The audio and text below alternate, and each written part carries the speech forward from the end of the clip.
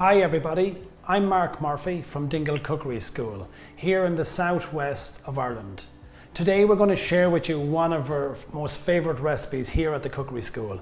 It's a fantastic potato and swede gratin. Now, very easy. What we're going to do to start off with, we've got a little bit of cream here. We're going to pop that into the pot. You can use milk if you want as well, but we prefer to use a little bit of cream. We're going to add a little bit of chopped garlic in there as well. And then all we're going to do is add a little bit of fresh thyme.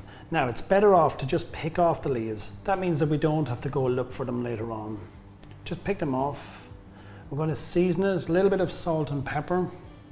Bring that up to the boil, and then we're just going to turn it off. That will allow all of those ingredients and the garlic to infuse nicely. Just going to get a little bit of salt and pepper in there too. One thing that you just need to watch out is that we don't allow this to cook, that it's going to come out over the pot. So make sure that when you're with this, stay with it. Don't walk away from it. We want to cook that for maybe about 2-3 minutes. That's going to allow it to heat up, to infuse, and then we can move on with the rest of the dish. Now that this is infused, and the smells are just beautiful. A little bit of thyme, a little bit of garlic in there. All we're going to do now is we've got our sliced potato and some sliced swede as well. All we're going to do is layer these into a tray that just fits and works into your oven. So we're just going to pop those guys in, and don't be too worried about sort of stacking them up or layering them. Just get them in, and I like to we'll put some of those guys in first, some potatoes in. This is one that you're going to serve time and time again, no matter what you're serving for maybe for your Sunday lunch. Put this out as a fantastic side. Now, once you've got that, give it a little bit of seasoning each layer. Now we're going to add some of our creamy mixture. Look at that, the smell is just incredible. Take the rest of your potatoes.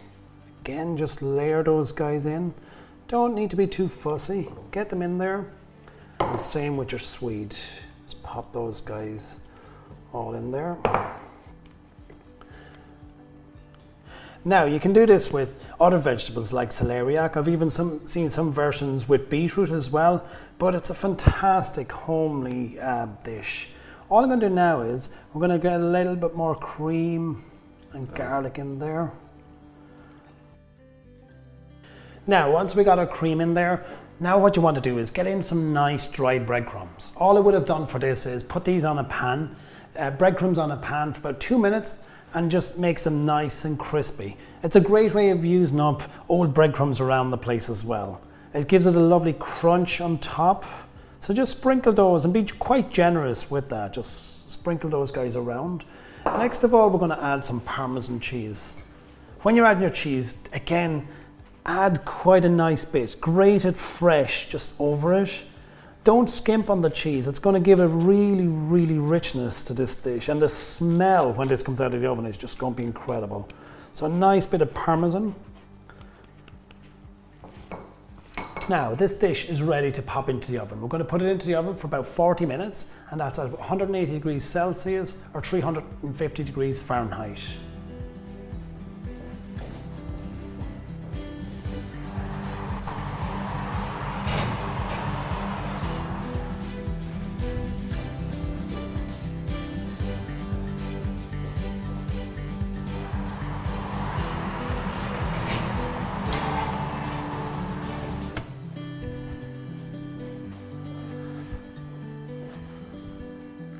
Look at this, it's just amazing.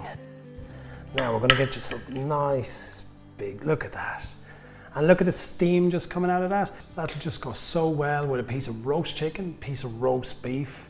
Oh, it's just so delicious and smells incredible.